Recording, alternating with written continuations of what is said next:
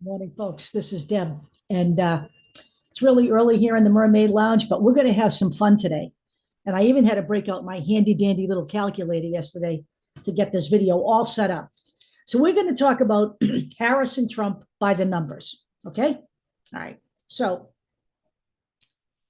number three, we're going to start out with number three. That is the number of weeks that Donald Trump has been holed up at Mar-a-Lago doing absolutely nothing, not even pictures of him golfing as he wallows in his own self-pity about Joe Biden no longer being the man he's supposed to be running against. The man's completely lost. He has no clue what to do with Kamala Harris. And he has been holed up at Mar-a-Lago for weeks, not even on the campaign trail. Okay. Three is also the number of debates that Donald Trump insists he has set up between himself and Harris, even though she's only going to show up at one of those debates, and that's on ABC on September 10th. The other two, she has no knowledge of and has not agreed to. 41,000 is the total number of people Kamala Harris and Tim Walz saw in just three swing states. That would be 15,000 in Michigan, 14,000 in Pennsylvania, and 12,000 in Nevada. Now, this sets up the next number of 30 times, because Donald Trump is insisting that he has been seeing 30 times the size of those crowds. So let's do the math on Michigan, okay? That's Kamala Harris's biggest number of the three that I just mentioned. So if we do the math according to Trump, he would be seeing a crowd 5 times the size of any Super Bowl and bigger than Woodstock 69. So I'm calling bullshit, because Donald Trump has not been in a swing state, and he certainly has not been out of Mar-a-Lago, because here's the next number. 162 is the number of lies and distortions he told during his Mar-a-Lago press conference. He did not have to leave his home for that. He recorded this press conference last Wednesday, and 162 is the number of distortions that have been tallied up and debunked by NPR. This prompted John Bolton to say that Trump is so dishonest, he's incapable of telling the difference between the truth and lies. Well, no shit. 170,000 is the number of new volunteers that the Harris-Walz ticket brought in to their campaign just last week.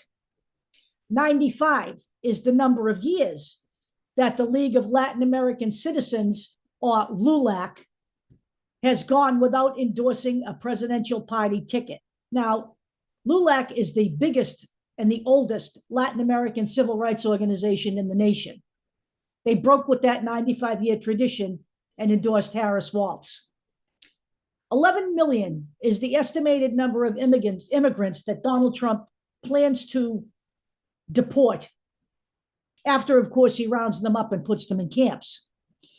And I want to remind everybody out there that he is making mass deportation the centerpiece of his presidential campaign, unlike Harris, who's trying to unite people and make America a welcoming nation.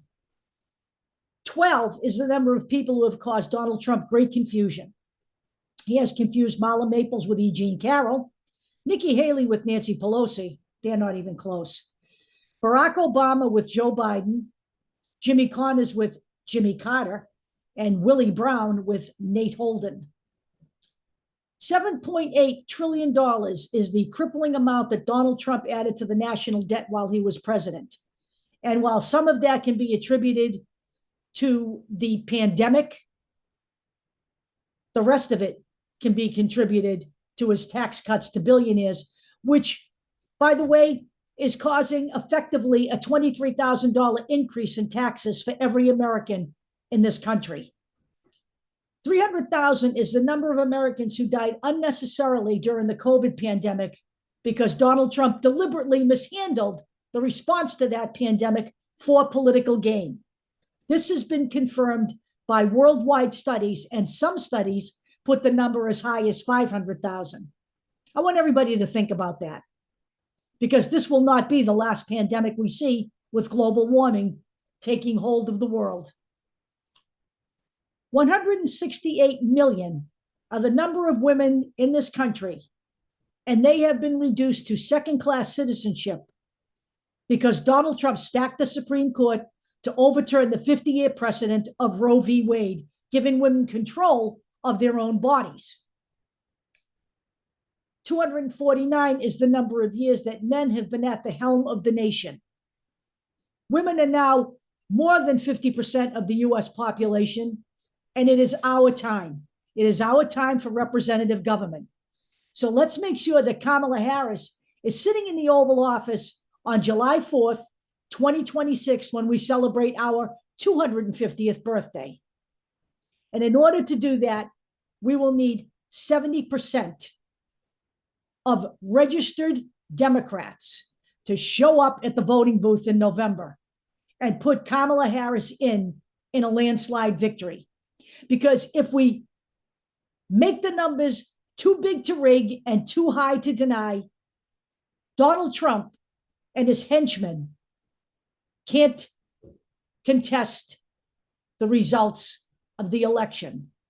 We need a huge voter turnout in November to secure American democracy and move this country in the right direction. And that would be forward, not backward in time.